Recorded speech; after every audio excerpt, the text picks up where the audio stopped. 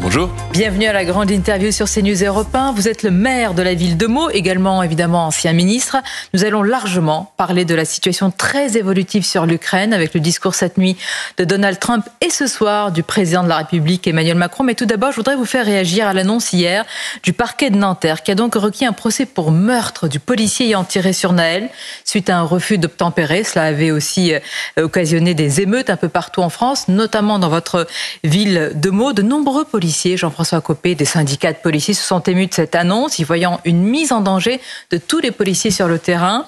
Le député de la France Insoumise, Thomas Porte, a dénoncé sur X une mise à mort de la part du policier. Le ministre de l'Intérieur a réagi, rappelant la présomption d'innocence de ce policier. Pourquoi on la foule aux pieds, cette présomption d'innocence? Bon, d'abord, moi, je comprends évidemment l'émotion des policiers. Comment ne pas partager cette inquiétude par rapport au risque d'instrumentalisation d'une décision du parquet. Bon, moi, je ne commente jamais les procédures en cours, et donc c'est le fait que je sois avocat fait que je m'impose de ne jamais les commenter. Et en plus, on ne connaît pas le fond du dossier, et on verra ce que dira le procès, mais vous avez raison de le rappeler. S'il y a procès.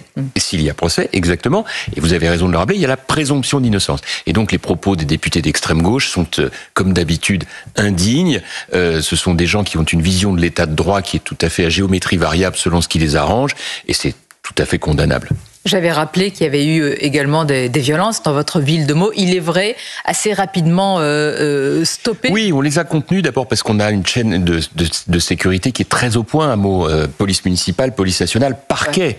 Il y a eu très vite, grâce aux caméras, des interpellations qui ont été faites, des jugements qui ont été rendus, et on est allé très vite. C'est tout le problème de ces nombreuses villes dans lesquelles les maires refusent d'avoir des caméras en nombre suffisant, d'avoir des policiers municipaux armés, et qui expliquent toute la journée que c'est de la faute de l'État, ce qui ne règle rien et qui fait monter évidemment l'extrême droite. Jean-François Copé, sur le dossier brûlant ukrainien, prise de parole ce soir d'Emmanuel Macron à 20h. Cette nuit, Donald Trump a déclaré que Zelensky était prêt à s'asseoir autour de la table des négociations. Donald Trump qui a également précisé qu'il y avait des signaux positifs de la part de Moscou. Est-ce qu'il faut désormais accepter cette situation, que ça nous plaise ou pas? Trump est le nouvel homme fort de l'ordre mondial et peut-être même de la paix. Bon, d'abord, moi, je voudrais quand même vous dire une chose, puisque je m'exprime avec vous sur ce sujet, c'est que je fais partie d'une génération qui vit tout ça très douloureusement, parce que ma génération, c'est celle qui a été élevée par nos parents, par un certain nombre de nos professeurs, dans le culte de la relation entre les États-Unis, la France, les États-Unis et l'Europe. Parce qu'il y a eu les deux guerres mondiales, parce qu'il y a 250 ans de liens, depuis 1776, hein, et voir ce qui est en train de se passer aujourd'hui, c'est-à-dire la constitution finalement d'un axe Trump, Poutine, Xi Jinping. C'est-à-dire trois pays qui ont aujourd'hui, et je suis malheureux de voir les États-Unis. En quoi êtes-vous surpris?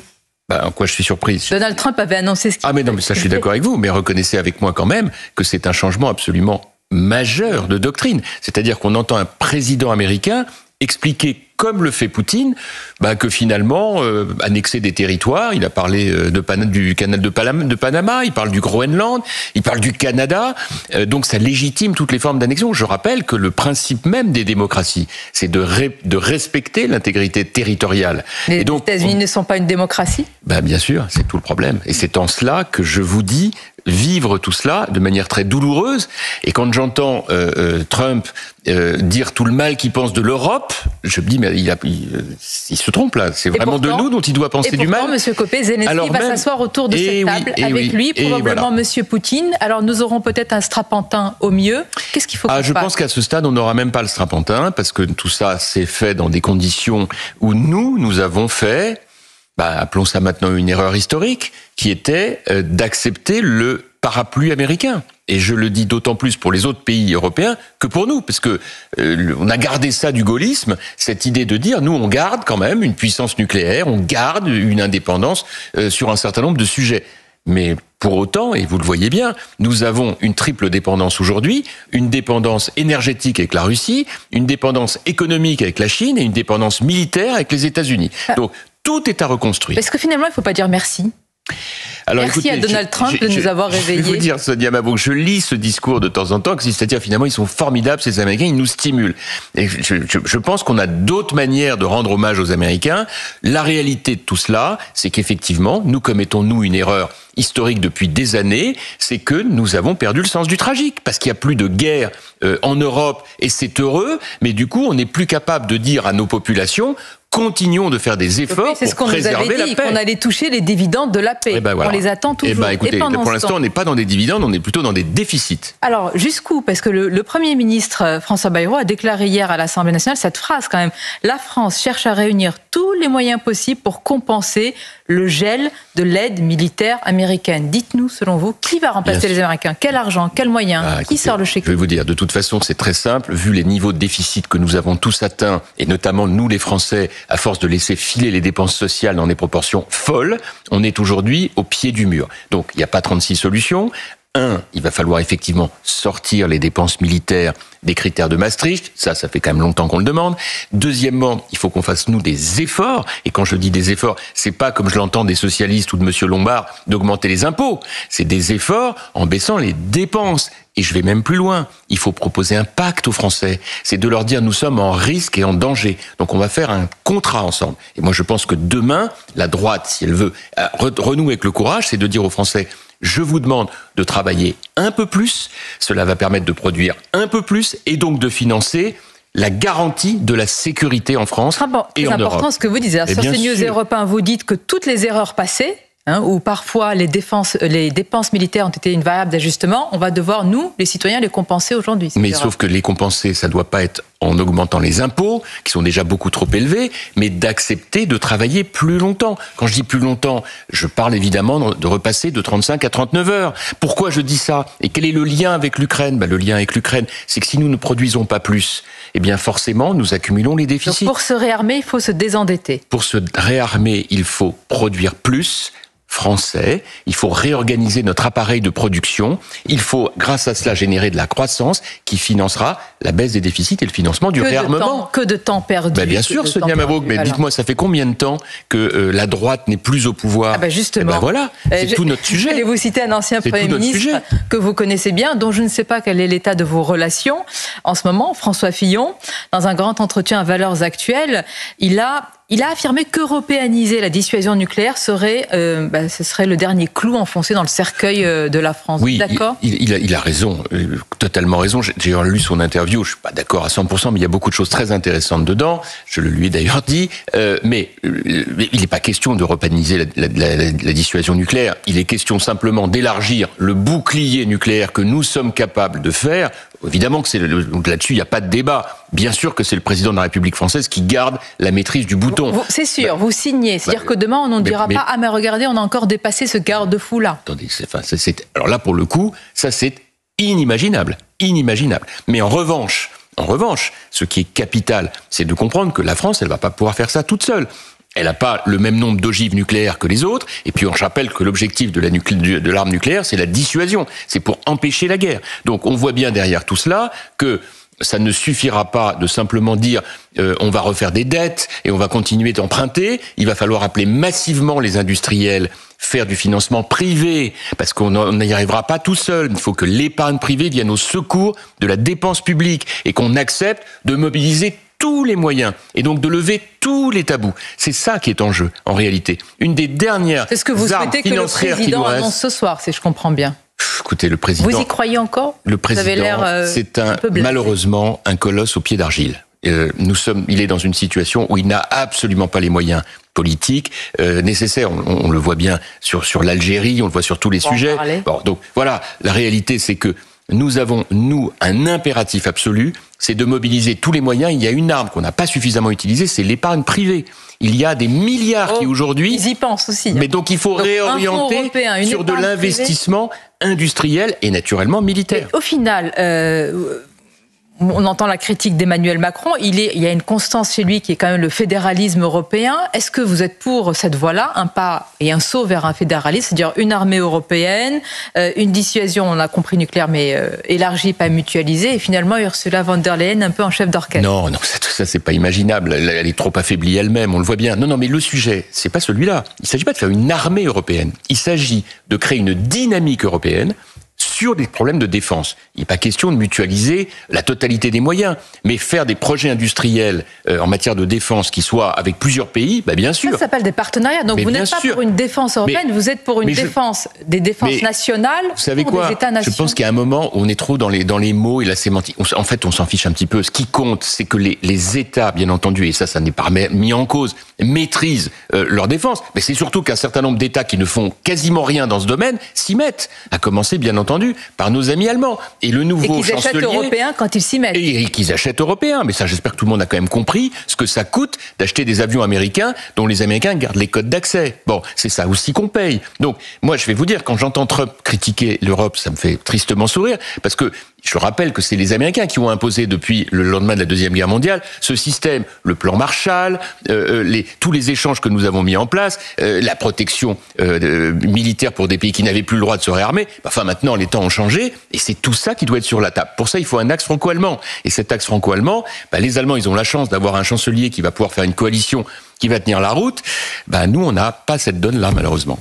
Alors, une donne qui a changé aussi sur un autre dossier brûlant, Jean-François Copé, c'est le dossier algérien. Emmanuel Macron a marqué une nette différence avec le Premier ministre et Bruno Retailleau, ce qui s'apparente quand même à un désaveu de leur ligne. Et si l'on en croit son entourage, tel que cela a été écrit dans le Figaro hier, le président français craint des tensions communautaires. Oui, est-ce que c'est la peur qui nous guide? Non, mais d'abord, cette histoire de tension communautaire montre à quel point il manque, parmi tous les diplômes et toutes les écoles qu'a pu faire M. Macron avant d'être président de la République, il lui manque, allez, je le dis un peu comme ça, l'école de mots. Voilà, c'est-à-dire celle du terrain. Et il comprendrait très vite qu'en réalité, il n'y a absolument aucun risque de voir des tensions de la communauté franco-algérienne dans les quartiers, parce qu'alors à ce moment-là, la communauté franco-marocaine dirait à la communauté franco-algérienne, on se calme. Bon, donc c'est pas comme ça que c'est-à-dire qu'on essentialise chaque communauté. Mais c'est insupportable, et c'est pas la vérité. Alors à cause de ça, on va affaiblir la France. Tout ça n'a aucun sens. Et puis moi, je peux vous garantir qu'il y a beaucoup d'Algériens qui trouvent cette situation insupportable, et à juste raison, parce que beaucoup d'entre eux ne comprennent pas pourquoi les relations entre la France et l'Algérie ne sont pas meilleures aujourd'hui. Nous sommes quand même quelques décennies après la fin de la décolonisation. Donc pourquoi je vous dis cela?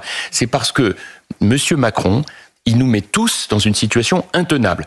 Premièrement, c'est lui qui, après des années où il a expliqué toute la journée que c'était de la faute de la France, a radicalement changé en déclarant que le Sahara occidental était une partie marocaine. Il a quand même validé le voyage officiel de Rachida Dati, ministre de la Culture, dans un déplacement dans le Sahara occidental. De la même manière, il a validé la politique sur l'immigration de M. Bayrou et de M. Macron, et tout d'un coup, il les lâche en race campagne, alors que nous avons une situation mais alors comment vous expliquez tout cela? C'est du double langage. Et le double langage, sur un tel dossier, quand on est attaqué et que le ministre de l'Intérieur est lui-même ciblé par le régime. Eh bien voilà, c'est encore le énième péché d'orgueil. Mais c'est tenable alors pour M. Retailleau que vous soutenez, je le précise, dans la course à la présidence LR. Je vais vous dire une chose, Bruno Retailleau, il fait de ce point de vue un parcours remarquable. Il dit les choses telles que nous... Certains lui reprochent de ne pas les faire maintenant, comme le Rassemblement National. Mais parce que le Rassemblement National, il est en panique. Il voit très bien que Bruno Retailleau est en train de recueillir le soutien de millions de Français qui se disent on a enfin quelqu'un à droite qui assume une politique de sécurité, de rétablissement de l'ordre tel qu'on peut l'attendre, avec les moyens du bord, c'est-à-dire sans majorité quand même. Bon, donc ça ne tiendra pas très longtemps. Et je ne vois pas comment on peut aller comme ça jusqu'en 2027. Mais le sujet aujourd'hui, c'est de s'assurer qu'on puisse au moins, nous, à droite, incarner à l'intérieur, avec le soutien de Gérald Darmanin à la chancellerie, au ministère de la Justice. Il s'y voit aussi pour 2027. Oui, mais enfin ça, écoutez, vous avez raison, mais on en reparlera. On en reparlera. Mais moi, dans l'immédiat, oui, tout à fait. Mais à plus d'un candidat à droite, de toute façon, on ne sera pas au deuxième tour. Donc, il ne faut pas se raconter des blagues. C'est le fameux duel Marine Le Pen et Jean-Luc Mélenchon. Exactement. Sur lequel vous alertez depuis longtemps. Donc moi, ce que je vous dis là-dessus, très simplement, c'est qu'on a, avec Bruno Retailleau, c'est une des 3 personnalités qui comptent dans ce pays. Vous avez Édouard Philippe dans les sondages, Édouard Philippe, Marine Le Pen et Bruno Retailleau. Et moi, je dis aux militants de ma famille politique, ne vous trompez pas. Nous sommes dans une situation tellement grave que si on élit à la tête de LR Bruno Retailleau, ça veut dire qu'on a une personnalité qui est capable d'incarner une alternance. Bon, j'entends ce que vous pensez donc de Laurent Wauquiez. Mais moi je regarde les enquêtes d'opinion. Vous pensez bien que la seule chose qui m'intéresse, c'est de sauver notre pays. Elle ne peut être sauvée que par une politique de droite et de rétablissement de l'ordre. Qui l'incarne aujourd'hui ? Écoutez, je suis désolé, c'est Bruno Retailleau. Pour conclure, qui a dit ceci selon vous, Jean-François Copé ? Je vous cite la phrase. Aujourd'hui, le système politique ne génère plus de grands personnages comme jadis. Et la politique est devenue un métier du spectacle. Le monde politique d'aujourd'hui n'est plus mon monde. Je ne le comprends pas. Je regarde ça avec un très grand détachement. Quand je regarde les discours aujourd'hui des responsables politiques, il n'y a rien. Il n'y a aucune ambition, il n'y a aucune foi, aucune passion. Ce sont des mots que l'on a alignés. On lit une note faite par ses collaborateurs. Selon vous, qui ? Ce ne serait pas Jean-Louis Debré. Exactement. Mais je vais vous dire une chose, parce que j'ai fait le lien avec le fait que Jean-Louis nous a quittés hier. Jean-Louis Debré, c'était un peu l'oncle bienveillant pour les bébés Chirac qu'on était. Voilà, on était toute une bande à soutenir Jacques Chirac face à Édouard Balladur parce qu'on n'avait pas aimé la trahison, parce qu'on trouvait qu'il y avait du panache et parce que Jacques Chirac, il nous a rappelé que la politique c'était un métier, qu'il fallait être maire, député, ministre, élu, battu. Et à un moment peut-être les Français considèrent qu'on est prêt parce qu'on a une profondeur historique. On a vu les Français, on a partagé avec eux des émotions et des épreuves. Jean-Louis Debré, c'était celui qui faisait le coaching. Il nous a appris tout ça avec son caractère, beaucoup d'humour, beaucoup de susceptibilité, une personnalité. Et là où il a raison, c'est que c'était l'époque où les chanteurs avaient de la voix. Qu'est-ce que vous voulez que je vous dise ? Du panache. C'est du bien panache. ce qui manque. Merci Jean-François Copé. Merci. C'est votre grande interview. À bientôt et bonne journée à vous.